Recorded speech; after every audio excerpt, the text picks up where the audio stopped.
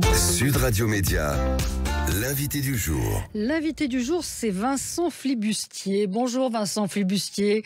Vous êtes formateur en éducation aux médias. Vous êtes, on peut le dire, expert en fake news. Vous avez également créé le site Nord Presse. C'est un site parodique. Vous dites d'ailleurs que les informations ne sont pas forcément vérifiées et que même ce sont des chimpanzés bourrés qui donnent ces informations. Donc ça situe un petit peu votre personnage. Et c'est vrai que ce week-end, vous avez fait très fort avec une vidéo parodique qui renvoyait les complotistes ou en tout cas ceux qui lancent des informations non vérifiées, que ce soit à la télévision ou sur les réseaux. Et ça, c'était suite à l'émission de Cyril Hanouna dans laquelle était intervenu Monsieur Fauré, ancien dealer des toxicos du Tout Paris, qui a balancé une information sur l'adénochrome, donc information selon laquelle des personnalités très haut placés, dont Céline Dion et autres, s'alimenteraient avec du sang d'enfants, qui auraient des fabriques qui enlèvent les enfants pour prendre leur sang et pour avoir une jeunesse éternelle. Voilà, je résume en gros. Voilà, il y a accusation pour accusation. Vous, à votre tour, vous avez aussi... Vous avez fait des révélations. Donc je vous propose qu'on écoute... cette première vidéo qui a mis le feu à plein de choses. Voilà, je prends la parole pour témoigner. Parce que j'ai vu des gens sur les réseaux, c'est pas moi qui le dis, hein, ils sont responsables de leurs propos, mais qui disent que Cyril Hanouna et Myriam Palomba seraient à la tête d'un immense trafic d'adrénochrome via un laboratoire tenu par Vincent Bolloré. Il se fait qu'ils chercheraient à détourner l'attention de leur propre trafic en accusant Pierre Palmade. J'ai des informations selon lesquelles Francis Lalanne serait également impliqué dans l'enlèvement d'enfants avec des chansons, telles le jour de flûte de Hamelin. Il chante et pendant ce temps-là, c'est Nordal Lelandais qui vient capturer les enfants et c'est Karl Zéro qui conduit la camionnette. Cyril Hanouna aurait en fait 105 ans et serait une femme. Faites vos propres recherches. Voilà, bon, c'est le début de l'histoire de ce week-end. Le hashtag Myriam Palomba pédosataniste est passé en tété. Il l'était encore hier. Et tout ça a déclenché. Alors, on entend bien quand même que c'est de l'humour, que c'est totalement absurde ce que vous êtes en train de dire, sauf que ça n'a pas été compris comme ça. Et c'était pris au sérieux. En fait, ce qui est impressionnant, c'est que je n'arrive pas à savoir si, on le dit souvent, est-ce que il vaut mieux privilégier la bêtise à la malveillance. Souvent, d'ailleurs, nos gouvernants, je pense sur la crise Covid, par exemple, ont plutôt été bêtes que malveillants. Souvent, la bêtise explique beaucoup de choses. Ici, je n'arrive pas à savoir est-ce que Myriam Palomba, Olive et toutes ces personnes de la complosphère que je dénonçais ont cru vraiment que je les accusais de ça. Parce que j'ai vu des personnes sur Twitter, je vous l'assure, qui m'ont dit « Oui, mais tu n'as pas dit dans ta vidéo que c'était parodique. » Attendez, je dis que Didier Raoult endort des enfants et que Sandra Henri-Claude boit de l'adrénochrome à la paille. Oui, et Karl Zéro et Nordal Lelandais. Oui. Je veux dire, c'est... À un moment, je peux pas faire plus, quoi. Enfin, il faut mettre parodie en grand. Et ce que j'ai voulu démontrer, en tout cas, effectivement, c'est ce côté qui a très bien marché, c'est de dire, attendez, j'accuse tout le monde de tout et n'importe quoi sans aucune source. Et vous savez, je le dis au début de la vidéo, je joue avec tout leur code, en fait, finalement, c'est de dire, oui, mais je fais que poser une question, j'ai vu ça sur les réseaux. Et c'est un truc qu'on entend souvent chez beaucoup de personnes qui parfois même se disent journalistes, c'est de dire, je ne fais que poser une question. Je ne fais que poser une question. Mais attendez, si je vous dis, est-ce que sous les locaux de Sud Radio, il n'y aurait pas une usine d'adénochrome? Je ne fais que poser une question. Mais vous voyez, ça sort de nulle part. C'est aussi un moyen de diffuser une rumeur, de dire je ne fais que poser une question. Et parfois, c'est utilisé aussi par des gens qui sont complètement révisionnistes, de en fait toujours revenir avec des questions sur des choses qui sont complètement avérées. C'est complètement con. Si je vous dis, c'est revenir sur, on revient sur la Shoah, on revient sur est-ce que la Terre est ronde, on revient sur ça. Il y a un consensus depuis des années. Pourquoi vous revenez avec ça? C'est bien de poser des questions, mais quand il y a un consensus, à un moment, ça suffit. Et en plus de ça, je considère personnellement, parce que souvent, je m'en prends plein la gueule de gens qui disent, oui, mais en fait, tu es un macroniste qui protège le pouvoir. Pas du tout. Moi, le pouvoir actuel, je l'aime pas trop, que ce soit chez nous ou en Belgique, ou en France, je dois dire, en Belgique comme en France. Mais je trouve justement que les gens qui sont trop complotistes, qui sont tellement à diffuser des débilités, en fait, font du mal à des vrais combats. Il y a des gens qui m'ont accusé de me moquer de la pédocriminalité. Pas du tout. Je trouve que se moquer de la pédocriminalité, c'est justement diffuser n'importe quoi sur le sujet. Tant qu'on parle de la Terre plate, on ne parle pas des inégalités. Mais tant qu'on parle du vaccin, de la 5G dans les vaccins, on ne parle pas des profits que Pfizer fait dessus, par exemple. Ouais. Et donc, il y a des vrais sujets qui sont parfois éteints par des sujets idiots. Et c'est ça qui m'énerve beaucoup. Je pense pas que tout machin soit bon à dire, dans le sens où, en fait, ça détourne le regard des vrais problèmes. Mais quand on regarde les commentaires sous votre vidéo, vous voyez bien que plein de gens de chez Twitter sur Twitter la prennent très au sérieux. Ça vous a surpris qu'on vous prenne très au sérieux ? Ben, en fait, je dois dire que je suis pas. C'est très difficile à dire. Ça fait pas mal d'années que je fais des fausses infos un peu rigolotes, que je dis d'origine contrôlée. Il y a un truc qu'on appelle sur Twitter et sur Internet en général la loi de Poe. C'est qu'en fait, on n'est pas face à face. Là maintenant, vous voyez sur mes rictus que je rigole ou pas. Au texte, c'est pour ça qu'on a des emojis parfois pour pouvoir faire passer des émotions. C'est dur de savoir si les gens y croient ou pas.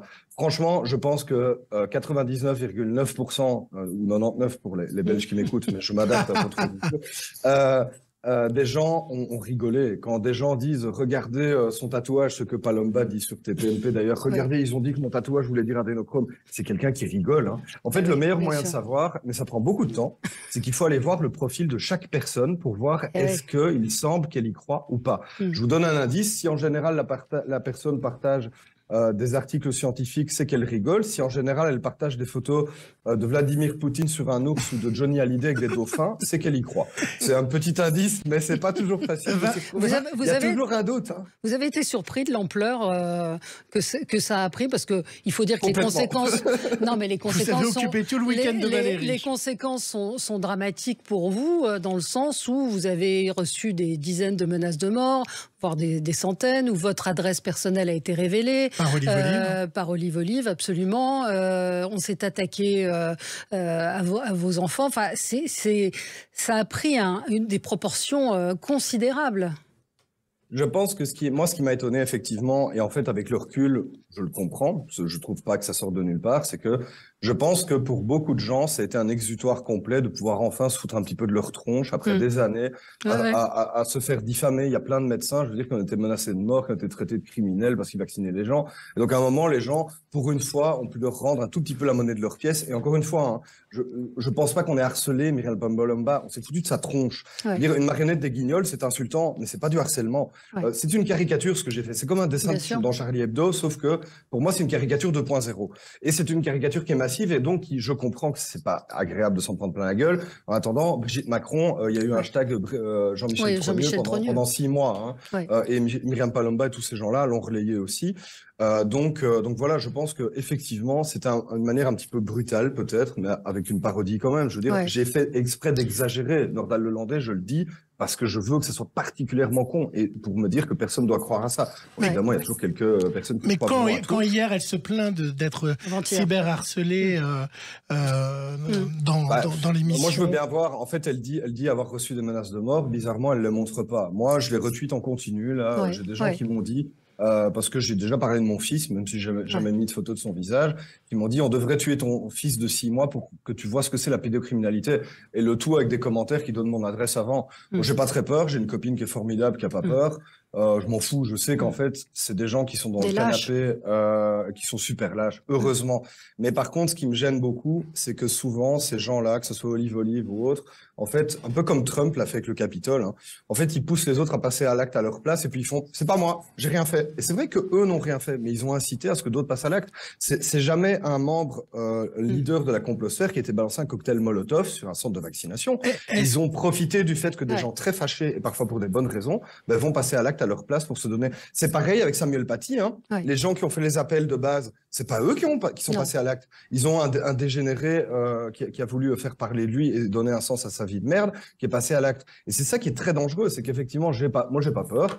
Peut-être que je devrais, j'en sais rien. Mais c'est vrai qu'en fait, chien qui aboie ne mord pas, mais il suffit d'un. C'est vrai qu'il suffit d'un coup de couteau. Est-ce que vous avez eu les avocats de Myriam Palomba, comme elle l'a dit dans l'émission? Elle a publié un communiqué de presse, j'ai pas encore de nouvelles, mais elle a pris Carlo Brusa, qui est un avocat complotiste qui est extraordinaire. Le mec avait essayé de prouver avec un constat d'huissier qu'il y avait bien de la 5G dans les vaccins et tout. Enfin, moi, disons que s'il y a un procès, on va se marrer, quoi. Oui, parce que vous allez diffuser la vidéo. Mais la vidéo, la vidéo, elle est, je rappelle votre nom, Vincent Flibustier, même si vous vous cachez derrière un pseudo, comme l'a dit. Je m'appelle Vincent Herregac, je me cache pas du tout. Voilà, comme l'a dit Olive Olive, c'était assez drôle d'ailleurs de dire un type qui tweet avec un pseudo, alors que lui-même tweet avec un pseudo. Mais bon. Non, je m'en fous. Je dois dire, c'est parce que j'ai un nom de famille qui est pas très Non, mais Vincent Flibustier, donc c'est pour protéger ma famille. Pour ceux qui n'auraient pas vu, allez voir, parce que vous utilisez les codes, et c'est ça qui est intéressant, vous utilisez les codes de ces gens-là, c'est-à-dire Muriel Palomba, elle dit, moi je dis rien, il paraît que, il semblerait que, on m'a dit que avant-hier, quand elle était à TPMP, elle n'a pas répondu ni à la question de Géraldine Maillet ni de Bernard Montiel, qui disait, mais est-ce que vous pensez vraiment qu'aujourd'hui il y a des personnalités qui se nourrissent d'adénochrome pour garder l'éternelle jeunesse? Elle ne répond pas, elle dit, moi je ne sais pas. Donc je suis content que vous me posiez, que vous parliez de ça, parce qu'effectivement je l'ai relevé aussi, et je trouve que dans l'émission ils ont bien fait de poser ça comme question. C'est de devoir confronter les gens en leur demandant, est-ce que vous croyez vraiment à ça? Et là la personne n'a pas le choix, soit elle passe d'un côté, soit de l'autre. Et ce qu'elle a fait, c'est essayer de rester entre les deux. Et ce qui est bien la preuve que ces gens n'ont aucun courage, parce qu'à un moment, quand vous avez le courage de vos convictions, vous y allez. Donc, soit ce que vous dites est prouvé, vous le prouvez et vous assumez, soit vous le dites pas, en fait, c'est tout. S'il y a, en plus, vraiment, c'est ça qui est dramatique, s'il existe vraiment, ici à Paris, une grande usine d'adrénochrome avec des enfants de 3 ans dans des caves, mais il faut aller chercher les preuves, bon sang. Allez-y. Ne faites pas que... En fait, même si ça existait, balancer juste ça comme ça ne sert à rien. C'est ça qui est terrible, en fait, c'est que ça ne sert à rien. D'ailleurs, les grands vrais complots pédocriminels, que ce soit l'affaire Epstein ou autre, c'est pas des gens sur Internet, c'est les enquêteurs qui ont bossé. Hein. D'ailleurs, en général, quand il y a un grand scandale qui sort, c'est quasiment toujours des vrais journalistes qui font le job. Hein. C'est rarement les gens qui gueulent sur Facebook. Hein. Les Panama Papers, machin, c'est pas Olive Olive, hein. C'est un collectif de journalistes. D'ailleurs, à noter, Valérie, que demain, on va recevoir Élise Lucet pour les 10 ans de Cache Investigation, et on lui demandera, justement, puisqu'elle a cité l'enquête. Oui, elle a cité Élise Lucet à plusieurs demain, reprises. on lui demandera si dans cette enquête, justement, de quoi il s'agissait, et est-ce que elle se reconnaît dans les propos de Myriam Palomba. Oui, Vincent Flibustier. C'est une très bonne question, parce que moi-même, je dois dire qu'avec toute la folie de ces derniers jours, j'ai pas eu le temps de creuser vraiment cette affaire. Il y a effectivement un documentaire d'Élise Lucet qui date de fin des années 90, je pense, qui raconte des témoignages d'enfants qui racontent une sorte de cérémonie satanique. J'ai lu, mais je dois dire que moi-même, voilà, je m'avance vraiment pas du tout, que en fait, il y aurait eu des gens qui seraient revenus sur ces témoignages, mais ça serait intéressant de creuser, parce qu'effectivement, là, il y a une part de doute, parce qu'en fait, qui étaient ces enfants? Est-ce qu'il y a une enquête de police derrière? Voilà.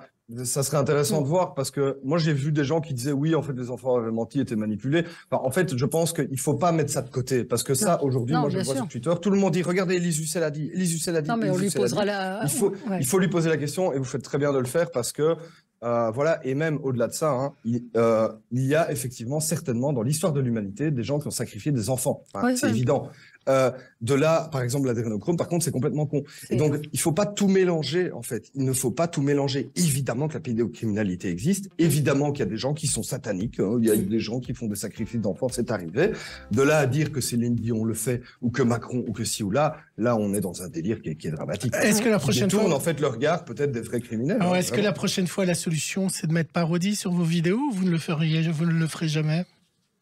Franchement, j'ai l'impression que quand je dis que Nordal Lelandais capture les enfants avec Francis Lalanne qui chante... oui, mais au moins ça vous protège juridiquement. Au moins ça vous protège juridiquement. Franchement, je pense que devant le juge, je pense qu'il rigolera à Carl Zero qui conduit la camionnette et qui comprendra que c'est parodique. J'espère. Non, franchement, en vrai, je pense qu'on doit arrêter aussi de tirer les gens vers le bas, et à un moment... on n'est pas obligé de caler notre discours médiatique sur les plus stupides d'entre nous. S'il y a 0,02% qui ne voient pas que c'est une parodie, tant pis pour eux. Si Cyril Hanouna vous invite. Est-ce que vous irez? Est-ce qu'ils vous ont invité? Est-ce que TPMP vous a invité? Non, en fait, j'ai eu un contact avec la production qui était correcte pour ça, mais qui m'ont dit, Vincent, on sait que si on t'invite, tu vas venir crier partout que Hanouna vend de l'adrénochrome et qu'il y a un laboratoire sous le studio. Et j'ai rigolé en lui disant... Vous avez raison, c'est ce que je vais faire, parce que je n'aime pas votre émission et parce que je pense que vous tirez tout le monde vers le bas. Et qu'autant hier, vous avez effectivement jeté Palomba sous vos roues afin de vous en sortir peut-être auprès de l'Arcom, je pense que vous faites beaucoup de mal à l'intelligence des gens depuis très longtemps, et qu'il y a un cynisme absolu dans tout ce que vous faites.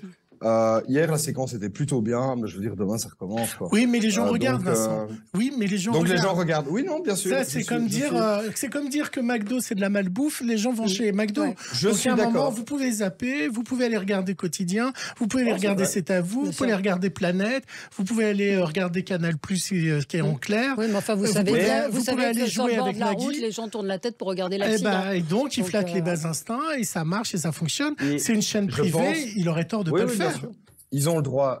Néanmoins, je pense que quand on a des personnes, que ce soit des responsables politiques ou des gens qui se disent journalistes, et certains le font d'ailleurs, c'est bien d'essayer de tirer vers le haut. Moi, je suis d'accord que peut-être que j'irai chez Hanouna. Bon, j'ai surtout envie de faire une boyard, on va dire. Mais peut-être qu'un jour, j'irai pour parler de choses un peu plus intelligentes. Parce qu'effectivement, je trouve qu'il y a beaucoup de gens dans la lutte contre le complotisme qui disent c'est un sport de combat, c'est en Bourdieu. Alors qu'en fait, ils snipent de loin. Moi, justement, je trouve que c'est bien d'aller au contact. Je pense que c'est bien. Donc l'invitation est lancée.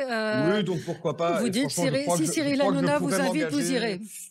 Bon, oui, mais en fait, disons, oui, j'irai. Mais alors, il faut vraiment qu'ils me payent d'avance. Je donnerai Nochrome dans ma loge, parce que non, mais vraiment, je sais qu'ils sont capables de me dire une demi-heure avant l'émission qu'ils changent d'avis, de m'avoir fait déplacer pour rien. C'est leur genre. Donc, non, il faudrait qu'ils me payent d'avance et je veux de l'adrénochrome fraîche dans ma loge. Oui, mais ça, vous en avez. Vous avez vous-même votre usine. Oui, évidemment, moi, c'est pour ça. Oui, c'est ça. Vous avez vous-même. Surtout en Belgique, vous savez, niveau criminalité, c'est marqué dans la Constitution, c'est un peu traditionnel. C'est traditionnel. Oui. Merci d'avoir été avec nous. Merci d'avoir été avec nous, Vincent Flibustier. C'est de l'humour, hein. On ne veut pas avoir le gouvernement belge contre nous. Parodie. Voilà. Et Nord-Presse, évidemment, pour toutes les bonnes fake news. Merci à vous. Et puis, on va suivre ça avec attention, évidemment, parce que ça a pris une ampleur, comme je disais, assez énorme. Merci à vous. Merci beaucoup.